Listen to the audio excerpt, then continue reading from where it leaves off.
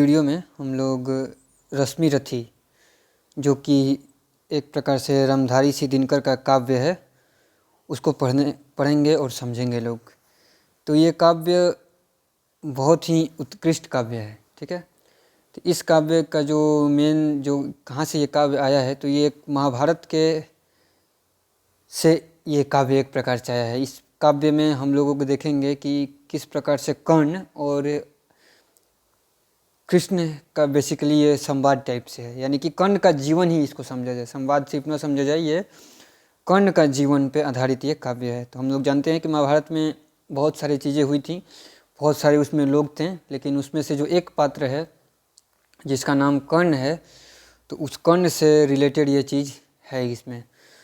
तो और ये जो काव्य है रश्मि रथी, ये बहुत ही सुंदर काव्य है, एक पूरी कविता है, एक पूरा किताब है, और पूरा किताब जो है कविता के रूप में लिखा गया है, काव्य के रूप में लिखा गया है, तो पढ़ने में भी बहुत ही सुंदर लगता है, ठीक है।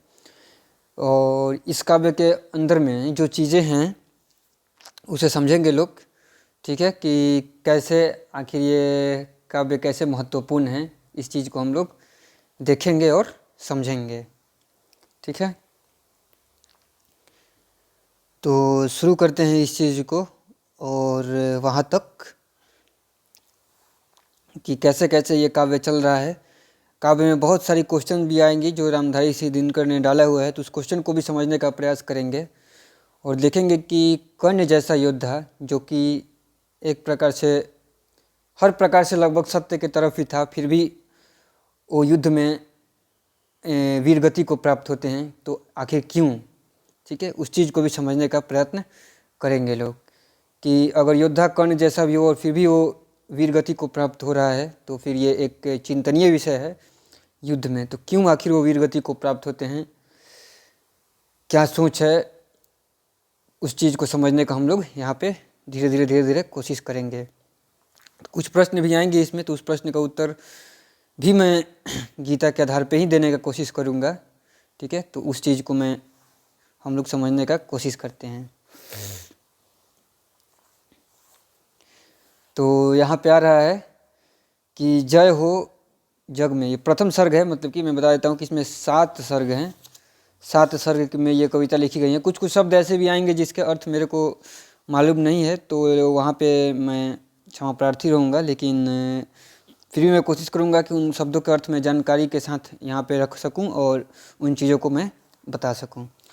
तो यहाँ पे देखते हैं कि ये प्रथम सर्ग है, 7 सर्ग में से पहला सर्ग है, और पहला सर्ग का ये यहाँ पे जो 3 पैराग्राफ्स हैं, वो 3 पैराग्राफ्स को हम लोग यहाँ पे पढ़ते हैं, ठीक है।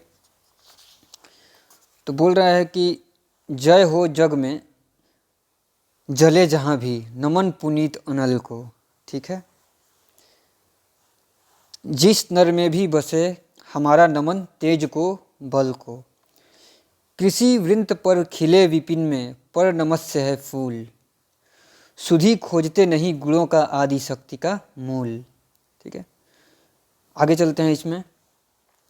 ऊंच नीच का भेद न माने वही श्रेष्ठ ज्ञानी है, दया धर्म जिसमें हो सबसे वही पूज्य प्राणी है, क्षत्रिय वही भरी हो जिसमें निर्भयता की आग, सबसे श्रेष्ठ वही ब्राह्मण है हो जिसमें तप त्याग, तेजस्वी सम्मान खोजते नहीं गोत्र बतला के, पाते हैं जग में प्रशस्ति अपना कर्तव्य दिखला के, हीन मूल की ओर देख जग गलत कहे या ठीक, हीन मूल की ओर देख जग गलत कहे या ठीक, वीर खींच कर ही रहते हैं इतिहासों में लीक। तो अब इस पूरे जो 3 पैराग्राफ हैं, इस चीज़ को समझते हैं कि इसमें आखिर कवि ने क्या कहना चाहा है, ठीक है।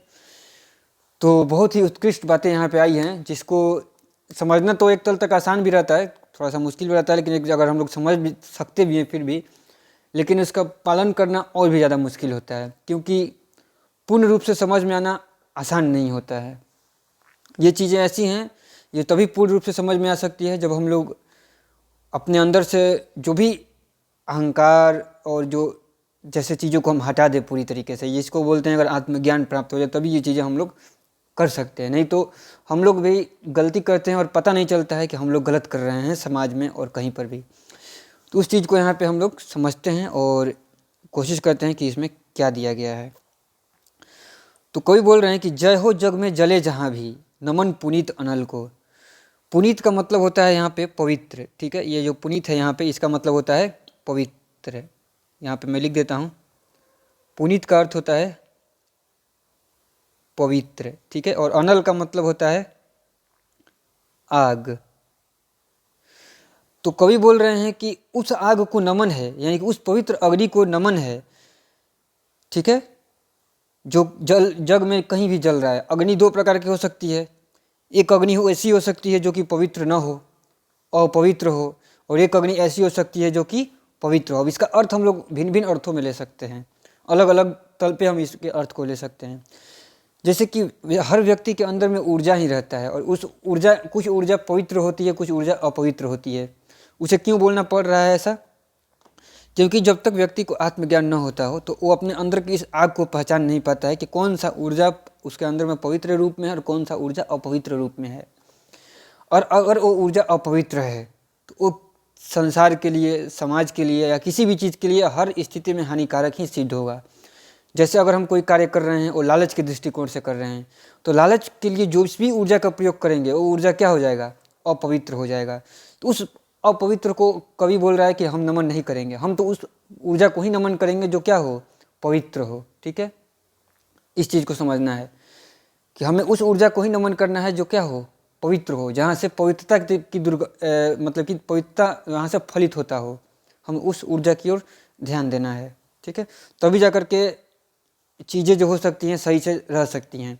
हमें अपवित्र चीज़ों को के प्रति नमन नहीं होना है। लेकिन आजकल अगर हम देखें, लोग सीधे धन के प्रति नमन हो जाते हैं। तो सिर्फ धन के प्रति नमन होने का क्या परिणाम हो रहा है वो हम लोग समाज में देखते हैं। तो हमें सिर्फ धन के प्रति नमन नहीं होना है, हमें उस धन के प्रति नमन होना है जिस धन का उपयोग सही से किया जा रहा हो, ठीक है। वैसा धन का क्या प्रयोजन जिस धन का उपयोग हम समाज में गलत तरीके से करें। जिस धन का प्रयोग, अगर मानते हैं कि कोई नेता है, नेता के पास धन आ गया, फिर उस धन का प्रयोग कर रहा है अपना धन बढ़ाने के लिए, भले दंगा करा दे या कुछ भी करा दे, तो हम उस ऊर्जा को यानी कि उस अग्नि को हम तो नमन नहीं कर सकते हैं। तो वही यहाँ पे कवि बोल रहा है कि हमें उस अग्नि को, अगर वैसे ही स्पष्ट रूप में देखें, भौतिक रूप में भी देखें, तो जो अग्नि हमारे लिए एग्जाम्पल बोल सकते हैं, सिंपली खाना बनाने के लिए उपयोग करते हैं, वो उस अग्नि को नमन है। क्योंकि वो जो अग्नि है उससे हमें भोजन मिलता है, हम अपनी चेतना को, उससे हम अपनी खाना खाते हैं और जीवन चलता है, ठीक है। तो उस अग्नि को नमन है। और एक अग्नि हो सकता है जिसका हम लोग क्या किस लिए प्रयोग कर दे, किसी का गरीब का घर जला दिए। कोई धनी व्यक्ति है, उसका कुछ धनी है, उसके पास ऑलरेडी से बहुत सारा है, लेकिन कोई गरीब के पास उसका थोड़ा सा पैसा था, उसके पास नहीं था, फिर भी जाके उसका घर जला दिया। तो उस अग्नि के उस स्वभाव को हम नमन नहीं कर सकते हैं, ठीक है। तो हालांकि अग्नि तो प्राकृतिक चीज़ है, वो तो उतना इम्पोर्टेंस रखता नहीं है। इम्पोर्टेंस क्या है उसके, किस चीज़ का ज़्यादा वहाँ पे मतलब कि सोचने योग्य चीज़ है? मनुष्य के अंदर में जो अग्नि उत्पन्न हुई ये कार्य करने के लिए, वो विचारणीय है। उस विचारणीय अग्नि को हम नमन करते हैं कि कौन सा अग्नि किसके व्यक्तित्व के अंदर में किस प्रकार का अग्नि आ रहा है, उसको हमें नमन करना होगा। अगर नमन नहीं करते हैं तो फिर वहाँ पे भी प्रॉब्लम आता है, क्योंकि ये कर्तव्य दोनों तरफ से होता है। एक होता है कि एक व्यक्ति के अंदर में ऊर्जा है, ठीक है, तो ऊर्जा अगर उसका सही है तो उस सही ऊर्जा के प्रति हमें नमन भी करना होता है। पूर्णतः सही हो जाए तो हम नमन न भी करें तो वो अपना चीज़ समझ लेगा। अगर लेकिन समाज के तल पे बात करें तो किसी व्यक्ति के पास बल है और उसके बल, और दो व्यक्ति हैं, अभी इसको और आगे चलते हैं यहाँ पे। जिस नर में भी बसे हमारा नमन तेज को बल को। कवि क्या बोलते हैं? कवि अपना सम्मान देना चाहते हैं किसको? जिस भी नर में बसे हमारा नमन तेज को और बल को। अगर कोई व्यक्ति है, नर मतलब कोई पुरुष है, उस पुरुष में अगर तेज है, उस पुरुष में अगर बल है, तो उसके पास आप नमित रहिए, क्योंकि प्रकृति के द्वारा उसमें बल आया हुआ है, उसने बल का अर्जन किया है, उसने तेज को अर्जित किया है, ठीक है। तो उसने बल और तेज को क्या किया है? उसने अर्जित किया है। तो उसके प्रति हमें क्या होना चाहिए? थोड़ा सा अच्छा भावना रखना चाहिए, जिससे जब भी जरूरत पड़े तो वो उस बल को और उस तेज को समाज में या किसी भी जहाँ पे भी असमानता उत्पन्न हो रही हो वहाँ पे वो अपने बल का, अपने तेज का उपयोग कर सके। ये नहीं हमें करना चाहिए कि अगर किसी व्यक्ति के अंदर में कोई बल है या तेज है और हमारे पास उतना बल नहीं है उसके जितना, और उतना तेज नहीं है हमारे पास, फिर भी हम अपने आप को क्या दिखा रहे हैं? वहाँ पे बड़ा दिखा रहे हैं कि नहीं हम तुमसे बड़े हैं, हम उसके सामने नमित नहीं हो रहे हैं। तो वो व्यक्ति क्या सोचेगा कि ये तो गड़बड़ चीज़ हो गया, उससे ज़्यादा बल तो मेरे पास है, फिर भी लोग मेरे को ना बोल के उसको ज़्यादा मतलब कि भावना दे रहे हैं, तो ये गलत चीज़ हो जाता है। तो हमें जिस भी व्यक्ति के पास है उसको प्रेम पूर्वक भावना देना चाहिए, लेकिन हाँ, अगर वो गलत उपयोग करने लगा अपने बल का, तो फिर हमें उसको अब उसके तरफ से अपना समर्थन हटा लेना चाहिए। तो एक व्यक्ति के रूप में, एक जनता के रूप में, जैसे कवि अपने आप को यहाँ पर जनता के रूप में रख करके क्या कर रहा है, अपना भाव रख रहा है उस व्यक्ति के प्रति जिसके पास ये चीज़ें हैं, और उसका उपयोग वो सदुपयोग के रूप में करता है, और उस चीज़ के रूप में भी कर रहा है कि अगर किसी के पास वैसा नहीं है तो फिर उसका दुरुपयोग, उसको अपना मतलब कि किसी के पास बल है और बल रहते हुए भी उस चीज़ को नहीं समझ रहा है, तो कवि क्या करेगा, वो यहाँ से अपना समर्थन हटा लेगा। तो जनता के समर्थन, जैसे कि अभी हम लोग यहाँ पे भारत में हैं, भारत में लोकतंत्र है, तो लोकतंत्र में जनता का समर्थन एक बहुत बड़ा मुद्दा होता है। तो अगर कोई नेता है या कोई भी चीज़ है, अगर कानून बन रहा है, तो हमें किसी व्यक्ति के प्रति श्रद्धा न रख करके सिंपली या वैसा चीज़, तो हमें क्या करना चाहिए, हमें हमेशा तत्पर रहना चाहिए इस चीज़ को देखने के लिए कि जो भी हमारे नेता हैं, जो हमारे नेता लोग हैं, वो किस विचार के साथ कार्य कर रहे हैं। अगर उनका विचार सही है, अगर वो सही रूप में सही नीतियाँ बना रहे हैं, तो हमको उनके प्रति श्रद्धा रखनी चाहिए, उनके प्रति हमें अच्छी भावना रखनी चाहिए ताकि वो और अच्छा कार्य कर सके। और अगर वही नेता कुछ गलत कार्य कर रहा है तो तुरंत हमें अपना समर्थन वहाँ से हटा लेना चाहिए। जैसे ही हम अपना समर्थन हटाएंगे तो उसे समझ में आ जाएगा कि नहीं नहीं, हम गलत कर रहे हैं। और अन्यथा क्या हो सकता है कि उसके अंदर में जो गलत अग्नि है, वैसा अग्नि जो उसके जो गलत प्रभाव डाल सकती है, उस अग्नि के कारण उसका क्या कर सकता है, गलत कार्य कर सकता है वो, जिससे समाज में या फिर समानता, निरपेक्षता का भावना खत्म हो जाएगा। तो हमें उस चीज़ को यहाँ पे देखना होता है। तो वही बोल रहा है कवि कि जय हो जग में जले जहाँ भी, नमन पुनीत अनल को, नमन है उस पुनीत पवित्र अग्नि को, जिस नर में भी बसे, जो उस जिस नर में भी बसे, हमारा नमन तेज को बल को, जहाँ भी अगर पवित्र तेज है, पवित्र बल है, हमें उसको क्या कर रहे हैं, उसके सामने हम नमित हो जाएंगे। और अगर पवित्र नहीं है तो हम नमित नहीं होंगे। ठीक है, तो पहला काम तो ये करना चाहिए कि जब भी जहाँ पे भी शक्ति जा रही है वहाँ पे हमें पवित्रता उस शक्ति में आनी चाहिए, सत्य उस शक्ति में आना चाहिए। अगर उस शक्ति में सत्य नहीं आ रहा है तो फिर वो गलत हो जाएगा। कि किसी के पास सिर्फ पावर हो, अगर मानते हैं कि अभी हम देखते हैं कि किसी भी देश में होते हैं कुछ ऊपर पॉलिटिशियन होते हैं, उनके पास शक्ति तो बहुत होता है लेकिन उनमें सत्य नहीं होता है, उनमें पवित्रता नहीं होती है, तो वो अपने शक्ति का दुरुपयोग करते हैं, अपनी सत्ता पर रहने के लिए वो कुछ भी कार्य कर डालते हैं। तो इस चीज़ से हमें क्या करना है, बचना है। इस चीज़ में हमें हम अपना समर्थन को हटा लेना है जब भी और कोई गलत कार्य कर रहा है, और अगर कोई सही कार्य कर रहा है तो हमें अपना समर्थन खुल करके दे देना है। इस चीज़ को यहाँ से हम इस चीज़ का ऐसा निष्कर्ष यहाँ पे निकाल सकते हैं।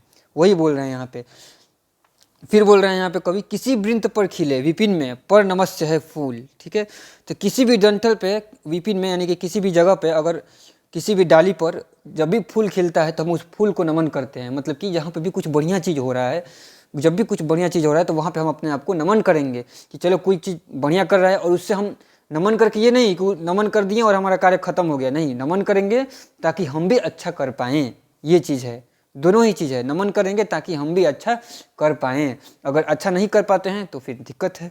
ठीक है, तो हमें नमन करना है और उसके जैसा होने का प्रयास करना है। ठीक है, और जब भी अगर वैसा प्रयास करते हैं तो फिर अपना ध्यान रख करके साथ में कार्य करना है। ये नहीं कि कभी भी अपने अंदर में अहंकार उत्पन्न कर लेना है। अहंकार उत्पन्न नहीं होना चाहिए किसी भी कीमत पर अपने अंदर में, अन्यथा अगर अहंकार होगा, अगर लालच उत्पन्न हो जाएगा अपने मन में, तो ये चीज़ें ऐसी हैं जो कभी भी समाप्त नहीं होती हैं और अंततः हमें हमारा ही पतन करवा डालती हैं। अगर हमारे मन में प्रेम न हो और सिर्फ शक्ति हो जाए तो शक्ति सिर्फ क्या करेगा, हमारा अंततः हमारा ही वो सर्वनाश कर देगा। ठीक है, तो हमें जब भी कोई चीज़ हमारे अंदर में शक्ति का कुछ भी रूप आता है तो उसके साथ साथ हमें प्रेम और समर्पण का भावना भी आना ही चाहिए। दोनों चीज़ साथ साथ में ही चलना चाहिए, ये चीज़ यहाँ पे आवश्यक है। तो उसी चीज़ को हम लोग यहाँ पे देख रहे हैं। सुधि खोजते नहीं गुणों का आदि शक्ति का मूल, यानी कि जो भी लोग हैं, कुछ लोग क्या करते हैं यहाँ पे, सुधि मतलब कुछ लोग ऐसे होते हैं जो कि गुणों का आदि खोजते हैं, शक्ति और शक्ति का मूल खोजते हैं। गुणों का आदि और शक्ति का मूल, ये दो चीज़ है। गुणों का आदि दो चीज़ होता है, एक आदि होता है और आदि का उल्टा क्या होता है, अंत। हम लोग बोलते हैं ना, परमात्मा का ना आदि है ना अंत है, यानी कि ना उनका शुरुआत है ना कोई अंत है। तो आदि और अंत यानी कि सुधि, जो भी उत्तम लोग हैं वो लोग, यानी कि जो भी समझदार लोग हैं, वो क्या करते हैं, गुणों का आदि और अंत नहीं खोजते हैं कि वो कहाँ से शुरू हो रहा है। यानी कि आदि प्रमुख है यहाँ पे, कि गुण कहाँ से शुरू हुआ, क्योंकि आप उसे समझ नहीं सकते हैं। प्रकृति में आप उसे समझ नहीं सकते हैं कि गुणों का शुरुआत कहाँ से हो रहा है। शक्ति का मूल आप नहीं समझ सकते हैं कि प्रकृति में शक्ति कहाँ से उत्पन्न हो रही है। इसलिए जानने वालों ने सिर्फ इतना ही कहा है, जिन्हें के पास अगर हम लोग किसी भी वेद को, उपनिषद को, गीता को पढ़ते तो उसमें लिखा गया है कि शक्ति प्रकृति से उत्पन्न होती है, परमात्मा से उत्पन्न होता है। अंततः प्रकृति और पहले तल पे प्रकृति और अंततः तल पे परमात्मा से उत्पन्न होता है। आप उसका नियम नहीं जान सकते हैं कि वो कहाँ से उत्पन्न हो रहा है, कैसे उत्पन्न हो रहा है, वो सिर्फ परमात्मा ही जानता है। तो जैसे ही प्रकट हुआ आप उसके प्रति नमित हो जाइए, वही हमारे लिए सबसे बेस्ट है। ताकि जो भी जिस भी व्यक्ति या जिस भी पुरुष में या जहाँ पर भी शक्ति जो ये है, यहाँ पे तेज, बल या फूल जहाँ भी खिला है, वो अपना सदुपयोग कर पाए। अगर हम उस शक्ति को के प्रति नमित न होकर के अगर हम उसको धिक्कार करेंगे तो वही शक्ति हमारे लिए क्या हो सकता है, विध्वंस बन सकता है, और हम उसका या फिर उस शक्ति का सदुपयोग नहीं हो पाएगा, सिर्फ गलत उपयोग ही हो जाएगा अंततः। इसी चीज़ के लिए कोई बोल रहे हैं कि हमें इतनी चेतना हमारे अंदर अवश्य होनी चाहिए ताकि हम शक्ति को पहचान सके और अपना अहंकार, अपना लालच और अपना जो भी एक सीमित मानसिकता है उसको छोड़ करके हम उसके प्रति क्या हो सकें, अपना भाव व्यक्त कर सकें। जो पुण्य भाव है, जो पवित्र भाव है, उसको हम व्यक्त कर सकें। ये हमारा यहाँ पे कर्तव्य है, इस पहला पैराग्राफ के कहने का मूल है। और आप खोज नहीं सकते हैं, मतलब कि ये एकदम स्पष्ट है कि सुध ही खोजते नहीं गुणों का आदि और शक्ति का मूल। आप खोज ही नहीं सकते हैं कि प्रकृति में गुण कहाँ से उत्पन्न हो रहे हैं, ठीक है, ये आप नहीं खोज सकते। सीधे परमात्मा से ही उत्पन्न होते हैं। और शक्ति कहाँ से उत्पन्न हो रही है ये अब हम नहीं खोज सकते। कोई बोलते हैं कि क्षत्रिय में शक्ति ज़्यादा होता है, या फिर वैसे जो जन्म से बोलते हैं कि जन्म से ही इस व्यक्ति में ऐसा उत्पन्न हो जाता है, तो ये उसी पे कुठाराघात करते हुए बना है। तो कि हम शक्ति का आदि और मूल नहीं खोज सकते। हमने देखा है एक से एक लोग जो जिनके घर में गरीब से गरीब लोग में भी ऐसा बच्चा जन्म लेता है जो ऐसा से ऐसा तेजस्वी होता है, जो बड़ा बड़ा पैसा वालों के घर में भी तेजस्वी वैसा बच्चा जन्म नहीं लेता है। यानी कि हम ना तो गुणों का आदि खोज सकते हैं, ना हम शक्ति का मूल खोज सकते हैं, ठीक है। इस चीज़ को हमें ध्यान देना होगा। एग्जाम्पल बहुत सारे हैं, हम लोग देख सकते हैं कि कबीर जो है जुलाहे के घर में जन्म हुआ था कबीर का, और जुलाहे के घर में जन्म होने के बावजूद उनके जितना अगर हम लोग बोलें तो कोई तेजस्वी या कोई प्रेमवान पुरुष मिलना एक प्रकार से मुश्किल है। वैसे ही अगर हम लोग बोल दे तो अगर हम लोग और अगर कुछ और रूप में बोलें तो डॉक्टर APJ अब्दुल कलाम को देख लिया जाए कि कितने वो वैसे पुरुष थे, कि कितना बढ़िया पुरुष थे। कि मैंने इस चीज़ को हमें समझना होगा कि कैसे ये चीज़ है, कहाँ पे उत्पन्न हो रही है और कैसे जा रहा था। हम उसके मूल को नहीं समझ सकते हैं इस चीज़ को। वैसे ही स्वामी विवेकानंद हो गए, तो बहुत सारे लोग हैं जिन्हें हमें इस चीज़ को समझना है कि जब भी जहाँ पर भी कोई बेहतर कार्य कर रहा है तो उस चीज़ के प्रति हमें नमित होना आवश्यक है। तो ऊंच नीच का भेद न माने वही श्रेष्ठ ज्ञानी है। हम लोग क्या करते हैं, हमेशा समाज में ऊंच नीच का भेद करते हैं, किसी न किसी तल पे ऊंच नीच का भेद करना चालू कर देते हैं कि चूंकि ये हमारा चीज़ है, तो जब जिस चीज़ को हम अपना मान लेते हैं तो उसी चीज़ को हम उच्च श्रेणी में रख देते हैं, और जो भी चीज़ हमारा अपना नहीं होता है उसको हम निम्न श्रेणी में रख देते हैं। एग्जाम्पल शुरू करते हैं कि कैसे हम चीज़ों को ऊंच नीच की श्रेणी में रखते हैं, ठीक है। तो अगर हम सिंपली से बात करते हैं, सिंप्लिसिटी की बात करते हैं, तो हम धरती की बात करते हैं। तो अगर ग्रह है, मान लेते हैं कि अपना पृथ्वी है एक और यहाँ पे मंगल है, तो अगर हम दोनों में कंपैरिजन करना चालू करेंगे तो हम बोलेंगे कि पृथ्वी अच्छा है क्योंकि हम पृथ्वी पर रहते हैं, और मंगल को बोलेंगे कि मंगल खराब है क्योंकि वो हमसे दूर है। क्योंकि हमने माना कि हम रहते हैं पृथ्वी पे, तो सारे लोग एक साथ मिल के काम करना चालू कर देंगे पृथ्वी के लिए कि नहीं पृथ्वी, अभी कोई दूसरा ग्रह से हम पर अटैक कर दे पूरा देश एक साथ हो जाएगा, लड़ाई करना चालू कर देगा। क्योंकि यहाँ पे हमारी मानसिकता कहाँ तक है, कहाँ तक गई, हमने अपने आप को कहाँ तक माना, पृथ्वी तक माना। तो पृथ्वी तक हमने आपको ऊँच मान लिया कि पृथ्वी तक हमारा ऊँच व्यक्तित्व हो गया। अगर पृथ्वी को अब बहुत सारा देश बना है, तो अगर हम भारत में रहते हैं तो हम लोग क्या बोलेंगे कि भारत हमारा सबसे अच्छा है, बाकी देश निचतम देश हो गया, भारत ही हमारा ऊँच हो गया। तो ये हो सकता है एक प्रकृति। भारत के बाद अगर हम लोग राज्य में आज जाएंगे तो राज्य को बोलेंगे कि ये हमारा राज्य है और बाकी जो दूसरा राज्य है वो नीचे है, हमारा राज्य ऊँच है। राज्य में आएंगे अगर डिस्ट्रिक्ट लेवल पे, जिला लेवल बात करेंगे तो ये हमारा ज़्यादा बड़ा है, बढ़िया है, दूसरा खराब है। वैसे ही घर में बात करेंगे तो फिर घर में बोलेंगे कि ये अच्छा है, ये हमारा घर बढ़िया है, दूसरा पड़ोसी का घर खराब है। अगर घर के अंदर में दो भाई है तो बोलेंगे कि हम ठीक हैं, तुम खराब हो। तो ये चीज़ें कभी अंत होती ही नहीं है। अगर हम लोग ऐसे ऊंच नीच का बात चालू कर देंगे तो हम धीरे धीरे अपना विस्तार करते हैं, अपना मैं का विस्तार करते हैं। अब कभी मेरे मैं में पूरा धरती होता है, और कभी मेरे मैं में अंततः करते करते करते करते हमारे सिवाय कोई बचता ही नहीं है। कभी हमारे मैं में पूरा धरती रहता है, कभी हमारे मैं में सिर्फ हम ही रहते हैं। तो ये हमारा लालच के रूप में डिपेंड करता है कि हमारा मैं का विस्तार कितना दूर तक रहेगा। जैसी हमारी लालच, जैसी हमारी वासना, उतना बड़ा हमारा मैं। ठीक है, तो फिर इसका समाधान क्या है? तो इसका समाधान ये होता है कि आप सबको समान भाव से अपने लालच और वासना को छोड़ करके हमें इस चीज़ को देखना होगा कि हमारे लिए क्या बढ़िया है और क्या उत्तम है। उसके आधार पे हम किसी चीज़ का निर्णय लें। ठीक है, हो सकता है कि कभी हमारे अपने देश के पक्ष में खड़ा होना पड़े, कभी दूसरे देश के भी पक्ष में खड़ा होना पड़े, कभी हमें स्वयं के पक्ष में खड़ा होना पड़े, कभी हमें स्वयं के विपरीत भी खड़ा होना पड़े। तो ये चीज़ हम कब कर सकते हैं? जब हम अपने अंदर से जो होता है कि मतलब कि अपने अंदर से जो भी होता है, काम, क्रोध, लालच, ये इन सारी चीज़ों को ख़त्म कर सकते हैं, तभी हमारे अंदर से ऊंच नीच का भेद जाएगा। अगर हमारे अंदर से इनमें इनका तनिक भी प्रभाव होगा तो हम ऊंच नीच करना प्रारंभ कर ही देंगे। किसी भी कीमत पे ये ऊंच नीच खत्म हो ही नहीं सकता है। और जब तक ऊंच नीच नहीं खत्म होता है, वो श्रेष्ठ नहीं हो सकता है, वो ज्ञानी नहीं हो सकता है। ये बात है। जब भी अगर हमें श्रेष्ठ होना है, जब भी अगर हमें ज्ञानी होना है, तो ये आवश्यक है कि हम अपने अंदर से ऊंच नीच का भाव मिटाएं। और ऊंच नीच का भाव तभी मिटा सकते हैं जब हम अपने अंदर से अहंकार, काम, क्रोध, लालच, इन सारी चीज़ों को ख़त्म करें। जब तक से ये खत्म नहीं होगा, जब तक से ये गुण खत्म नहीं होगा, ये भी परमात्मा के अधीन ही ये गुण है, परमात्मा से ये गुण बड़ा नहीं है। तो जब भी हम परमात्मा का शरण लेते हैं तो ये सारे गुण तुरंत ही समाप्त हो जाते हैं। और जैसे ही ये गुण समाप्त हो जाते हैं तो हमारे अंदर से उस परमात्मा का उदय होता है, जिससे हम समझ पाते हैं कि नहीं, हमें इन गुणों से हट करके सत्य के प्रति नमित होना है। सत्य के सिवाय और हमें कहीं भी अपना सिर नहीं झुकाना है। कहीं भी गलत है तो वहाँ पे हमें उसके विरोध करना है, और जहाँ भी सत्य है उसके प्रति हमें नमित होना है। और हमें अपने अंदर में सत्य उत्पन्न होने के बाद हमें भी सत्य के लिए ही कार्य करना है, झूठ के लिए कभी भी कार्य नहीं करना है। ये यहाँ पे आवश्यक है। तो वही बोल रहा है, ऊंच नीच का भेद न माने वही श्रेष्ठ ज्ञानी है। दया धर्म जिसमें हो सबसे वही पूज्य प्राणी है। तो वही प्राणी, कौन सा प्राणी पूज्य है? जिसके अंदर में दया हो, जिसके अंदर में धर्म हो। और दया और धर्म कैसे उत्पन्न होगा? जब हम अपने अंदर से ये सारे चीज़ों को हटा दें। 6 शत्रु, षड रिपु करके आते हैं गीता में और उपनिषद में, ये करके आते हैं षड रिपु जिसको बोला जाता है, यानी कि 6 शत्रु। यही धर्म है, यही धर्म है। इस चीज़ को समझना है कि दया और दया धर्म, दया का मतलब दूसरों के प्रति, हर चीज़ के प्रति दया। हमारा धर्म ऐसा है कि हमने हर चीज़ के प्रति दया रखना सीखा है, फिर भी हम सिर्फ सीमित रूप में ही देखते हैं।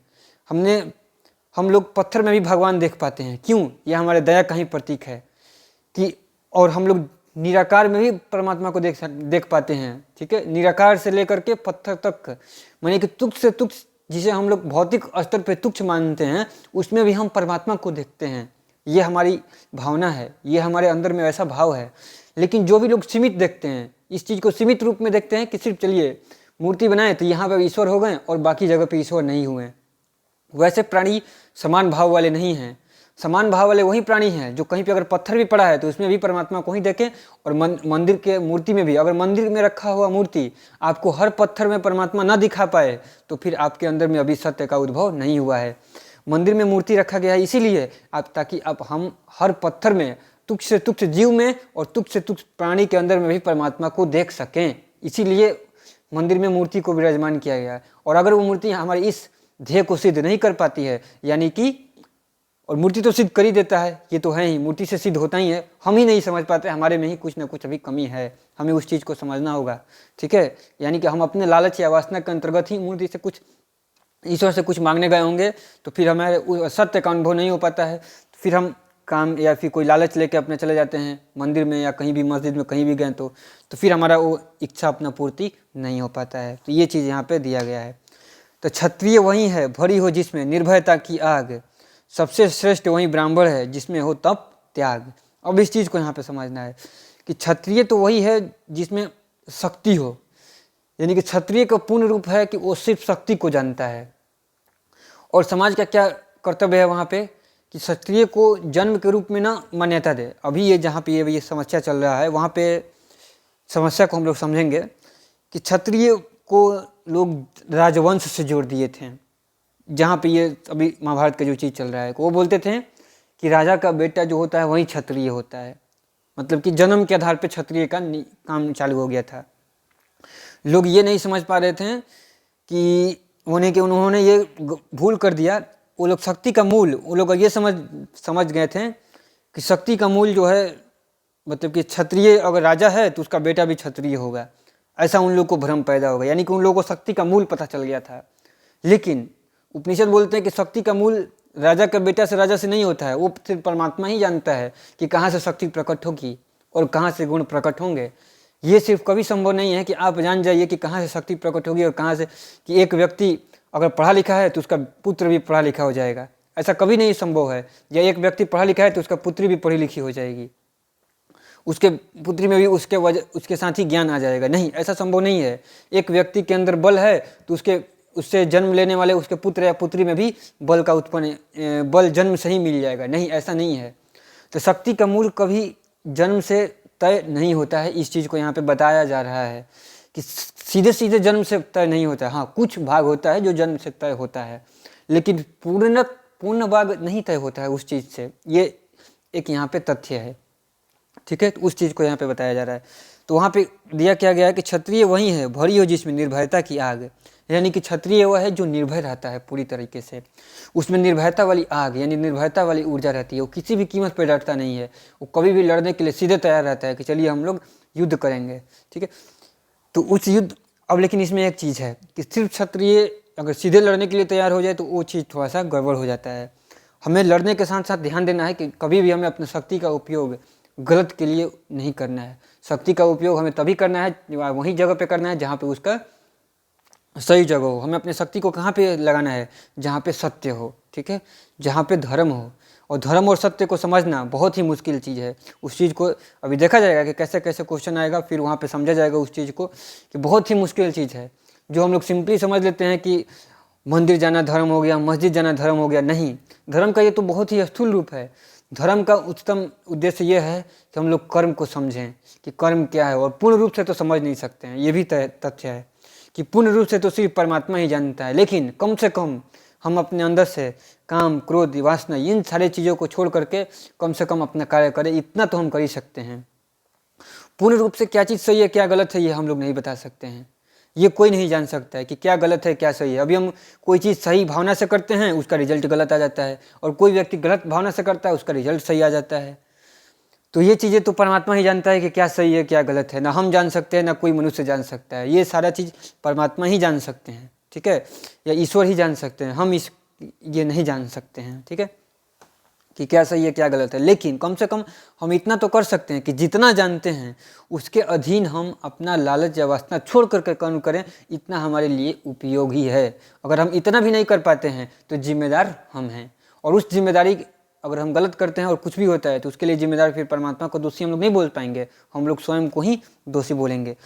तो यही बोल रहे हैं कि निर्भयता की आग हमें रखना है कि क्षत्रिय वही है जिसमें भरी हुई निर्भयता की आग। यानी कि क्षत्रिय का अगर मूल रूप में बोलेंगे तो जो निर्भय होता है, निर्भय हर रूप से वो निर्भय हो, वो डरे नहीं और अपने शक्ति का उपयोग सही जगह पे करे, वही वास्तविक रूप में क्षत्रिय है।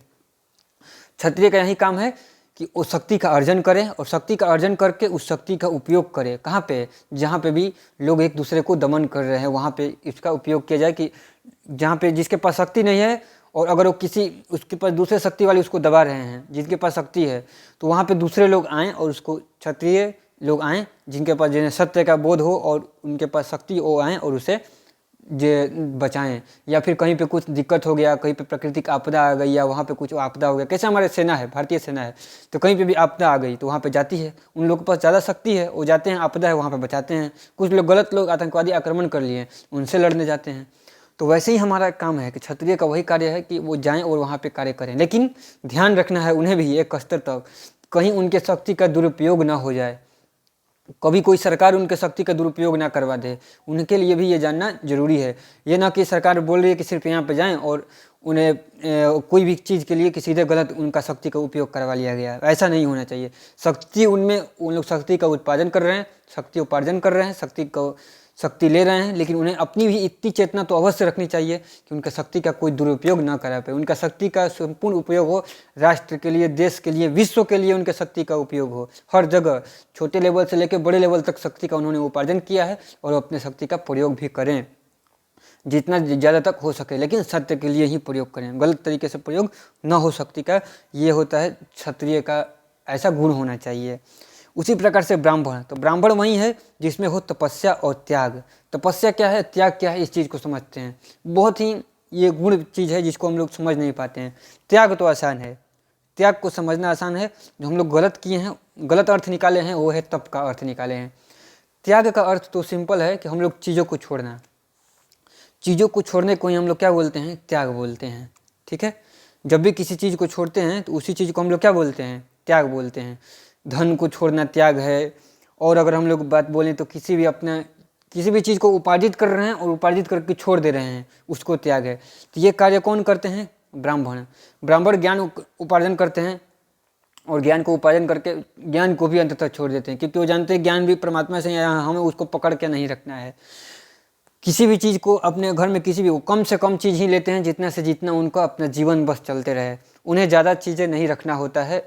ये हमारे जो धर्म था, सनातन धर्म जिसको हम लोग बोलते हैं, उस धर्म का ये बोध ये था कि ब्राह्मण को इस प्रकार से बांटा गया था कि उनके पास कोई भी सुख उपभोग का वस्तु न रहे। ये चीज़ था जिसको कि हम लोग बोलते हैं त्याग करना। और तपस्या करने का मतलब हो गया कि जब भी हम लोग कोई कार्य करते हैं तो उसमें कोई ना कोई प्रॉब्लम आता है। तो प्रॉब्लम आता है तो उसको हम लोग प्रॉब्लम आता है तो वहाँ पे हमें तपस्या करनी होगी कि हमें प्रॉब्लम से क्या करना होगा, जूझना होगा। तो समस्याओं से जूझने को ही तपस्या बोलते हैं। पहले लोग ऐसा अभी हम लोग ऐसा तपस्या समझते हैं कि कोई बैठा है ऐसे ही कांटा पे बैठा है, वो तपस्या कर रहा है। कांटा पे बैठना तपस्या उतना बड़ा तपस्या नहीं है। जो हम लोग संसार में कर्म करते हैं और कर्म के स्वरूप जो हमारे समक्ष समस्या उत्पन्न होती है, उस समस्या को में भी हमें अपने आप को अलग करके सत्य के लिए और धर्म के लिए लड़ना, ये और सत्य के प्रति अपने को समर्पित रखना, ये सबसे बड़ी तपस्या है। इससे बड़ी कोई तपस्या नहीं है। हम लोग कहीं भी हैं, अगर कोई ऑफिस में काम कर रहा है, कोई सरकार में ही काम कर रहा है, गवर्नमेंट में काम कर रहा है, हर जगह लोग काम कर रहे हैं, तो हर जगह कोई अपने आप को सत्य के तरफ रख सके, ये सबसे बड़ी चुनौती होती है हमारे लिए। और अपने आप को, और ये सबसे बड़ी तपस्या है कि हमें सत्य के प्रति ही जाना है। हमारे अंदर में भी कुछ ना कुछ रहता है ऐसा, इसमें काम या क्रोध में से कुछ भी थोड़ा सा भी चीज़ रहता है तो तुरंत हम सत्य से हट करके अपनी लालच के हिसाब से निर्णय ले लेते हैं। और लालच के हिसाब से जैसे ही निर्णय ले लेते हैं तो वो तपस्या नहीं कर पाए, हमारी तपस्या वहीं पर ख़त्म हो गई।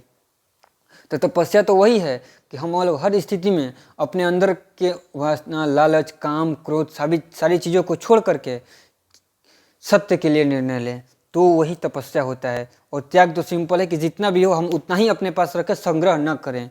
अपरिग्रह इसको बोला जाता है। ठीक है, अपरिग्रह का मतलब हम लोग संग्रह बुद्धि से दूर रहना है, हमें चीज़ों का संग्रह नहीं करना है। ठीक है, संग्रह क्योंकि संग्रह से क्या होता है कि जिन लोगों को जितना चीज़ चाहिए उतना भी नहीं मिल पाता है और हम लोग प्रकृति का शोषण करते हैं। क्योंकि मनुष्य का मन तो ऐसा है कि वो चाहेगा पूरा संसार कहीं हम संग्रह कर लें, पूरा संसार ही अपना हो जाए। और अगर हम लोग वैसा करेंगे तो फिर दूसरे के पास कुछ बचेगा नहीं, तो फिर से विद्रोह उत्पन्न हो जाएगा। क्योंकि हम लोग जानते हैं कि ऐसा तो हो नहीं सकता कि सिर्फ शक्ति आप में ही प्रकट हो। शक्ति तो कहीं भी प्रकट हो सकती है, किसी भी व्यक्ति में प्रकट हो सकती है। क्योंकि ना हम गुणों का मूल जानते हैं, ना हम शक्ति का मूल जानते हैं, वो तो परमात्मा ही जानता है। तो फिर जहाँ से ही प्रकट होगा तो फिर विद्रोह खड़ा हो जाएगा, फिर ना हम बच सकते हैं ना आप बच सकते हैं, फिर से संसार अस्त व्यस्त हो जाएगा। तो उस चीज़ के लिए ज़रूरी है कि हम सत्य के प्रति ही अपनी श्रद्धा रखें। और सत्य के प्रति श्रद्धा तभी आ सकती है जब हम अपने अंदर से जो अपने को समझ पाएँ कि हम कौन हैं। हमें अपने स्वरूप को समझना होगा कि हमारा वास्तविक स्वरूप क्या है। हमारा वास्तविक स्वरूप ये कभी नहीं हो सकता है कि हम अपने लालच के रूप में, क्रोध के रूप में, काम के रूप में अपना निर्णय लें और काम के रूप में हम अपने आप को पहचानें। हम अगर हमारी अपने निर्णय को देखेंगे तो हमारा अधिकतर निर्णय इन्हीं चीज़ों के आधार पे होता है, हमारी लालच के आधार पे होता है, हमारे क्रोध के आधार पे होता है। जब भी हम क्रोधित होते हैं कोई निर्णय कर देते हैं क्रोध में, जब भी हम लालच करते हैं तो उसमें हम कोई निर्णय कर देते हैं लालच के आधार पे।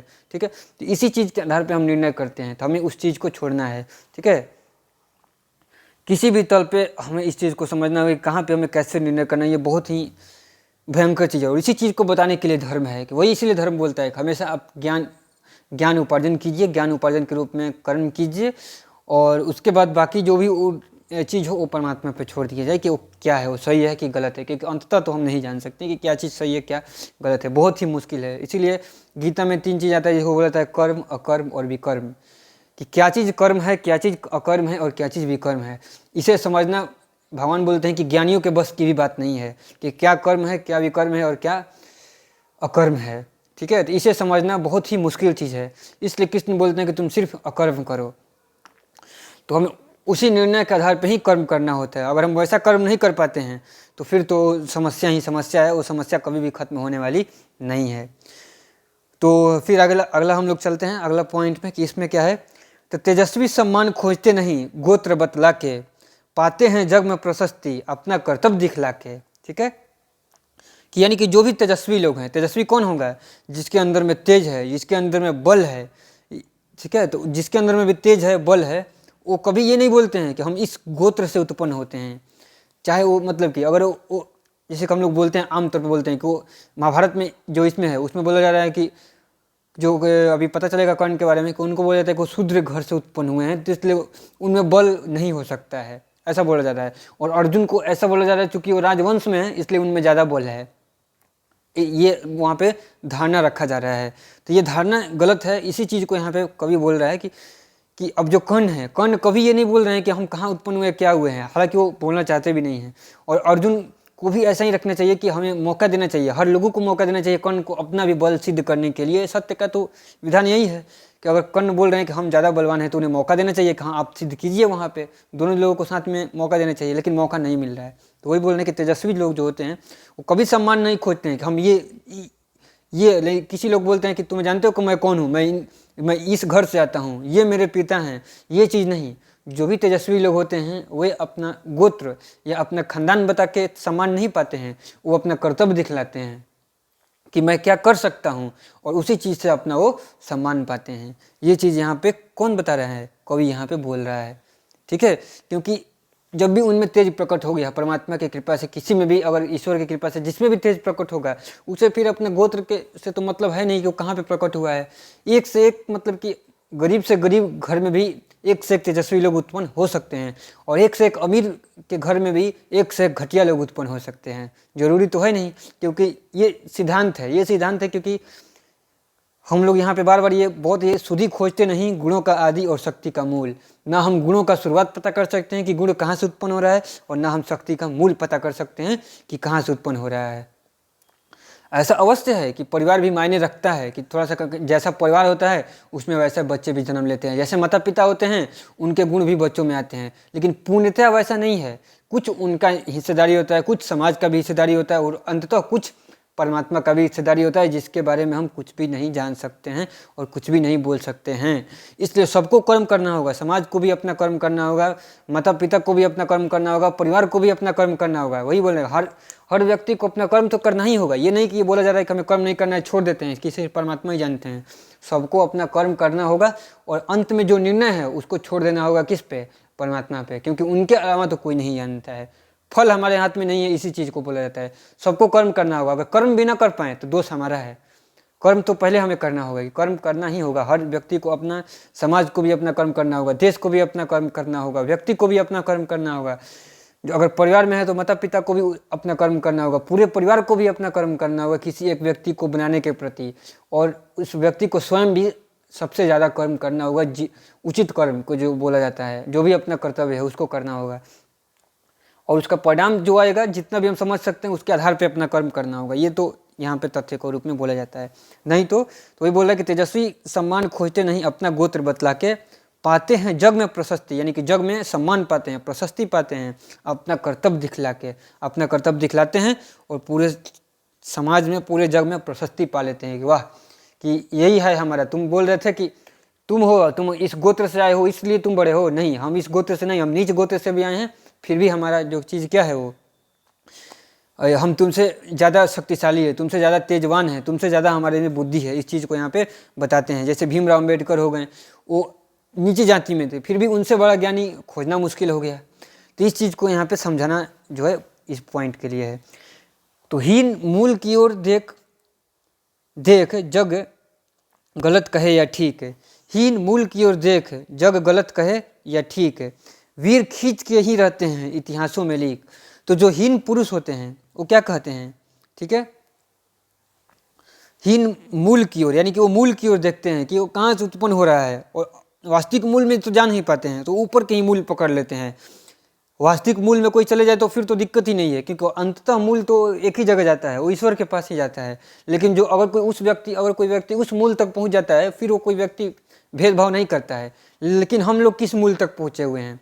जो हमारा जो वर्ण व्यवस्था है वो किस मूल तक पहुँचा हुआ है? शारीरिक जन्म तक।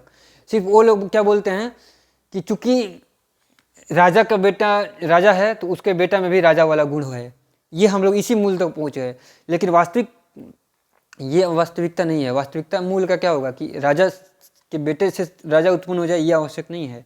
वास्तविकता होगा कि उसके से हाँ कुछ गुण आ सकता है, आवश्यक रूप से संभावना है कि उससे भी कुछ गुण आ सकता है, लेकिन कुछ गुण ऐसे भी हो सकते हैं जो उससे ना आए, उससे बाहर प्रकट हो जाए। तो हमें उन दोनों को भी समान मौका देना पड़ेगा, ताकि इस चीज़ को क्या हो, वहाँ पे समझदारी हो, दोनों लोग उस चीज़ को कार्य कर पाएँ, दोनों लोग उस चीज़ को अपने आप को सिद्ध कर पाएँ। अन्यथा अगर दोनों लोग को समान रूप से भावना नहीं दिया गया सिद्ध करने के लिए, तो फिर वहाँ पे असमानता उत्पन्न हो जाती है। तो समान रूप से सिद्ध करना जरूरी है। यानी अन्यथा अगर हम लोग गलत मूल को पकड़ लिए, अगर हम लोग परम मूल को न पकड़े, गलत मूल को पकड़ लेंगे, तो फिर वहाँ पे गलत हो जाएगा। और गलत मूल को पकड़ के क्या ठीक है क्या गलत है ये समझ पाना संभव नहीं है, इस चीज़ को बोला जा रहा है। ठीक है। और अगर हम लोग गलत मूल को पकड़ेंगे और उस व्यक्ति के मन में जो है कुछ प्रॉब्लम उत्पन्न हो गया, सोचेगा कि अरे मेरे साथ तो गलत हो रहा है, तो वो तुरंत क्या करेगा, इतिहासों में लीक डाल देगा। अभी हम लोग देखेंगे कि कर्ण किस प्रकार से इतिहास में लीक डालता है। इस कविता के पूरी होते होते हमें समझ में आएगा कि कर्ण का जो जीवन आएगा उसमें समझ में आएगा कि कर्ण किस प्रकार से इतिहास में लीक डाल रहा है। उस लीक को समझना हमारे लिए अनिवार्य होगा। जब हम लोग उस लीक को समझेंगे तो हमें समझ में आएगा कि कर्ण किस प्रकार से इतिहास में लीक डाल देता है। हम लोग बोलते हैं ना कि इतिहास कभी नहीं बदलता है, इतिहास अपने आप को रिपीट करता है। हाँ, अधिकतर समय पे वही होता है कि इतिहास जो होता है अपने आप को रिपीट करता है, लेकिन एक से एक ऐसे पुरुष आते हैं जो इतिहास में लीक डाल देते हैं। ठीक है। जो चलती जो बाध्य धारणाएँ हैं, जिन धारणाओं पर लोग चलते रहते हैं, उसमें क्रांति आ जाती है, बदलाव आ जाता है, और उस बदलाव के साथ हमारा चीज़ नया रूप में शुरू हो जाता है। जैसे देश गुलाम था तो एक से एक लोग उत्पन्न हुए, भगत सिंह होंगे, कितने लोग उत्पन्न हुए जिन्होंने अपना जान का कुर्बानी दिया। गांधी जी हैं जो शांति के बल पे इतना कार्य करें, भगत सिंह हैं जो लड़ के काम करें। तो एक से एक लोग आएँ, युद्ध कराएं, और इतिहासों में लीक पढ़ के रहती है। तो ऐसा होता नहीं है कि इतिहासों में लीक ना पड़े, इतिहास में लीक पड़ता ही पड़ता है और चीज़ें बदल ही जाती हैं। ठीक है। तो इस चीज़ को हमें समझना है कि कैसे ये चीज़ कार्य करता है। तो अभी हम लोग 3 जो पैराग्राफ है वहाँ तक देखें, और इसमें बहुत पैराग्राफ है। सारे पैराग्राफ पे लाइन बाय लाइन करके हम लोग ऐसे चलते रहेंगे और चीज़ों को अंदर से समझने की कोशिश करेंगे। और जो भी प्रश्न है इसमें भी आएगा। अभी तो कोई प्रश्न नहीं था, सिंपली जो कवि थे इन चीज़ों को तथ्य के रूप में रख रहे हैं कि क्या है। तो एक बार कविता बहुत ही अच्छी है, एक बार डायरेक्टली शुरू से पढ़ लेते हैं और पढ़ के ही हम लोग इस चीज़ को ख़त्म करेंगे। ठीक है। तो जय हो जग में जले जहाँ भी नमन पुनीत अनल को, जिस नर में भी बसे हमारा नमन तेज को बल को। किसी वृंत पर खिले विपिन में पर नमस्य है फूल, सुधि खोजते नहीं गुणों का आदि शक्ति का मूल। ऊंच नीच का भेद न माने वही श्रेष्ठ ज्ञानी है, दया धर्म जिसमें हो सबसे वही पूज्य प्राणी है।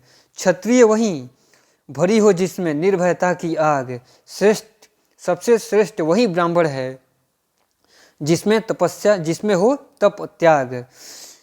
तेजस्वी सम्मान खोजते नहीं गोत्र बतला के, पाते हैं जग में प्रशस्ति अपना कर्तव्य दिखला के। हीन मूल की ओर देख जग गलत कहे या ठीक, वीर खींच कर ही रहते हैं इतिहासों में लीक। तो ये यहाँ तक हमारा 3 पैराग्राफ ख़त्म हो गया। तो ये था अपना प्रथम सर्ग का पहला यहाँ पे, और ये हो गया अपना दूसरा, और ये हो गया अपना तीसरा। तो हम लोग 3 पैराग्राफ यहाँ पे पढ़ लिए। नेक्स्ट वीडियो में हम लोग अगले 3 या 4 जितने भी हो सकते हैं पैराग्राफ को लेकर के पढ़ेंगे। ठीक है। धन्यवाद।